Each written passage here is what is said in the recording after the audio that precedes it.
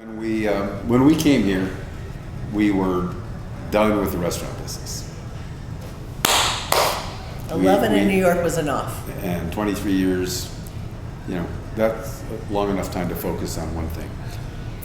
But after, we got involved in other things, we began to think, at least I can say that I did quietly, begin to think about the fact that if we were about job creation, which is what I was doing here, that I could get a bunch of jobs real quickly by opening a restaurant.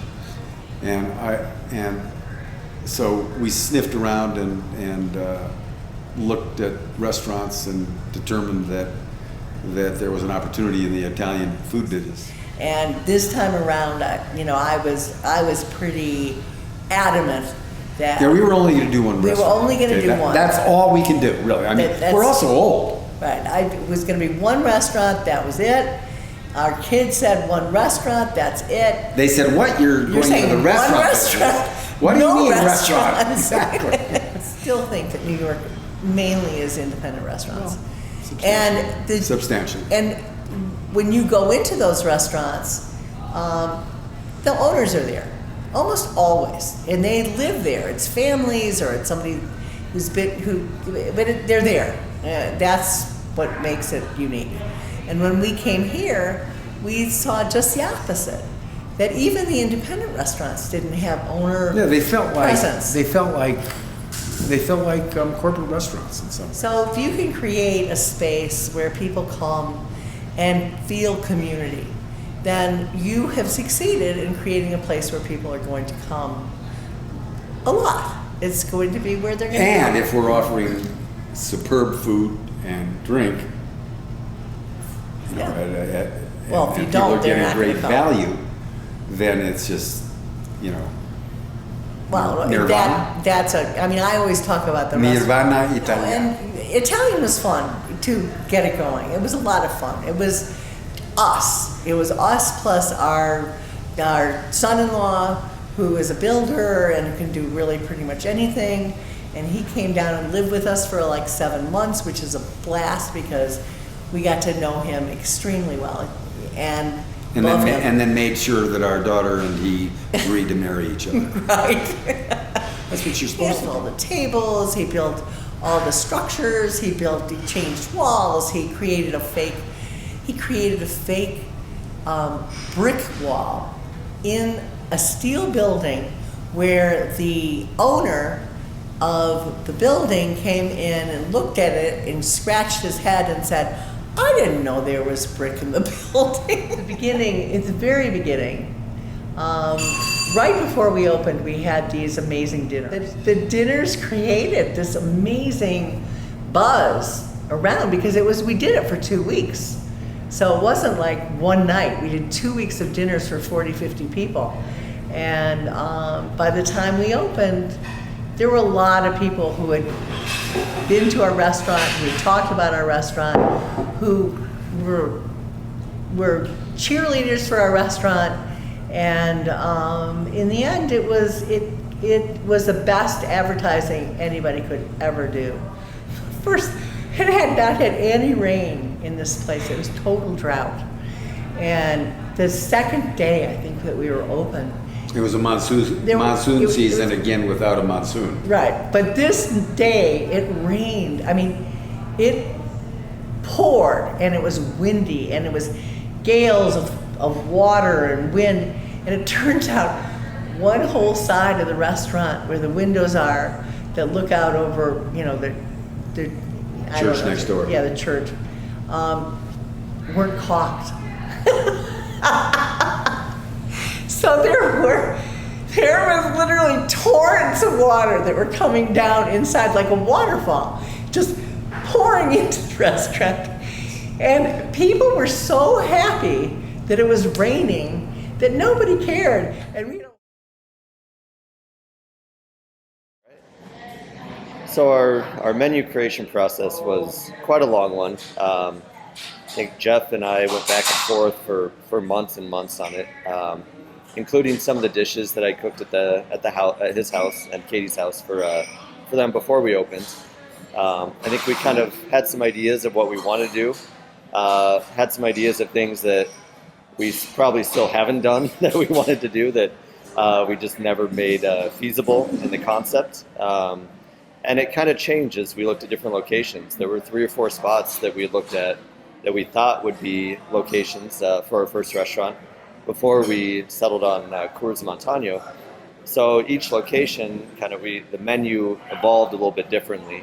And a lot of people don't know this, but the name of the very first location was going to be Spaghetti Western, and it was going to be a kind of like a kitschy, cheesy Italian concept. And there was a second location that we were thinking we would do a more evolved Italian restaurant in.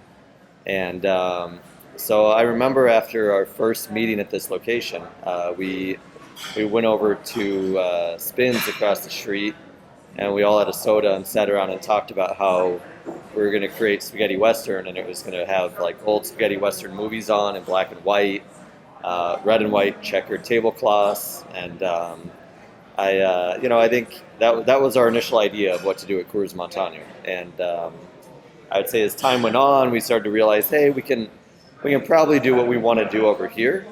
A lot of people told us you probably couldn't do that on the west side, but we're stubborn, and we thought we probably could. So that's how what opened as Matucci's Cucina. That's how it got created, was kind of spaghetti western to, all right, let's try to do our restaurant that we're going to do in the second location at the first one. And the menu just sort of kind of got built from there, and the concept really got built from there. With we had the idea, we wanted unpretentious, approachable, everyday food with big flavors that offered a lot of value, where anybody could walk in and experience it and appreciate it.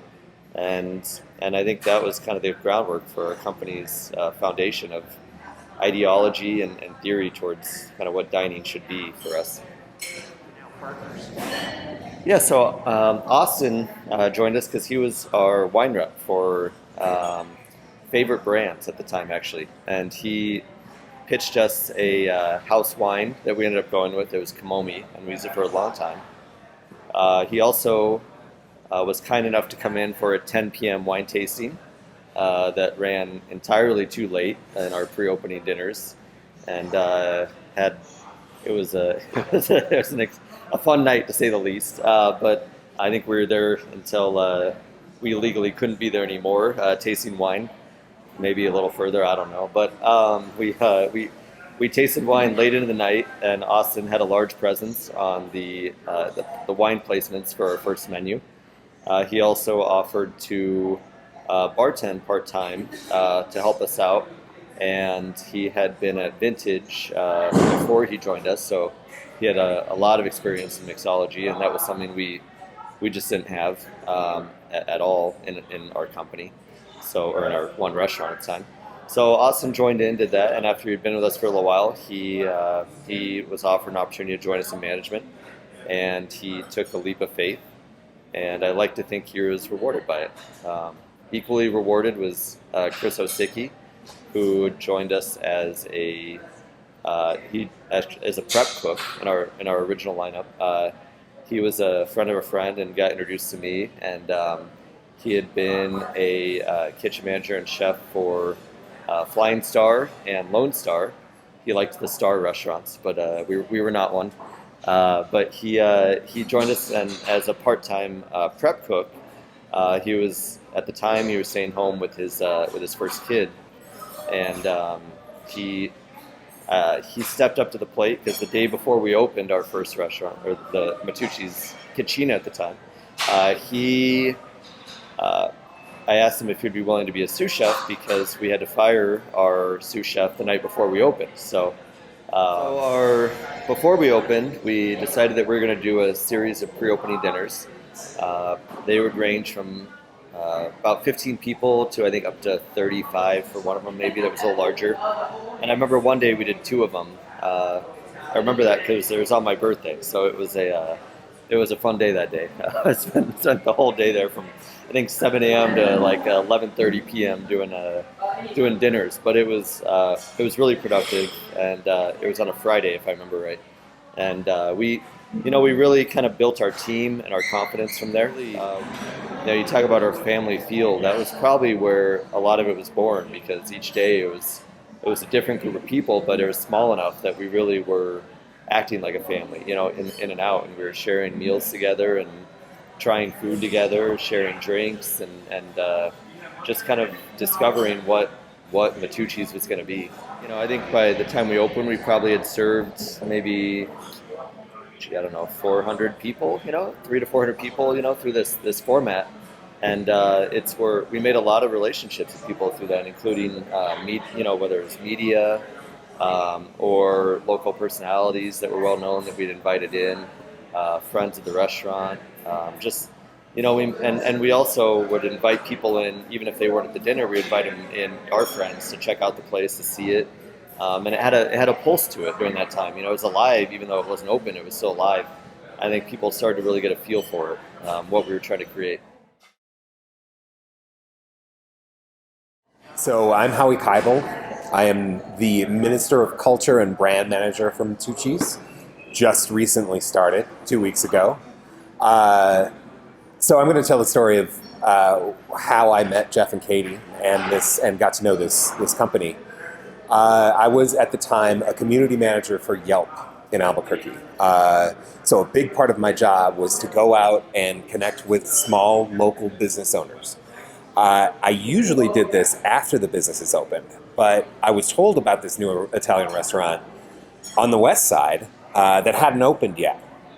And I decided, well, what the heck, I'm just going to go in while it's under construction and see if I can poke around and meet whoever's responsible for this. I walked in, they were building the bar, and Jeff and Katie were sitting down at a table right on the inside. And I walked in and I said, "Hi, I'm Howie. I work for Yelp, and I want to know who you guys are and what you're doing here."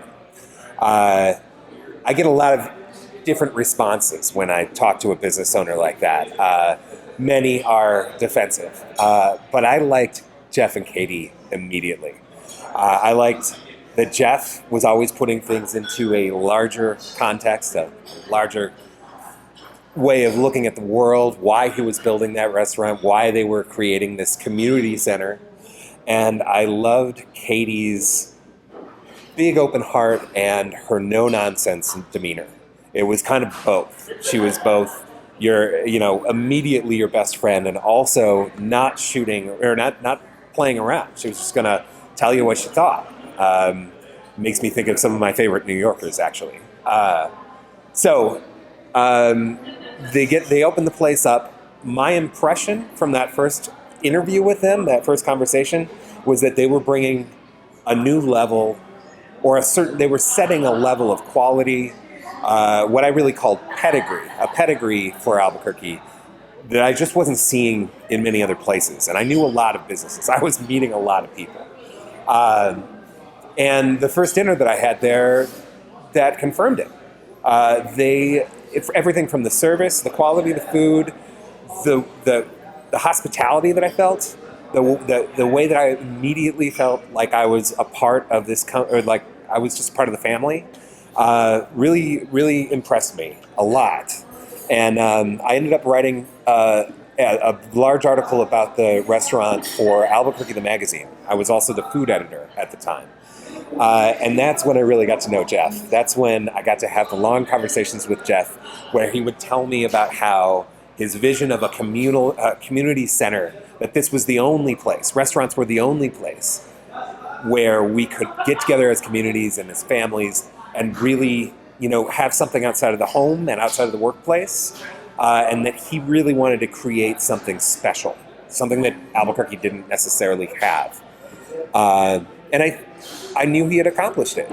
And then years go by, they opened 2 new locations.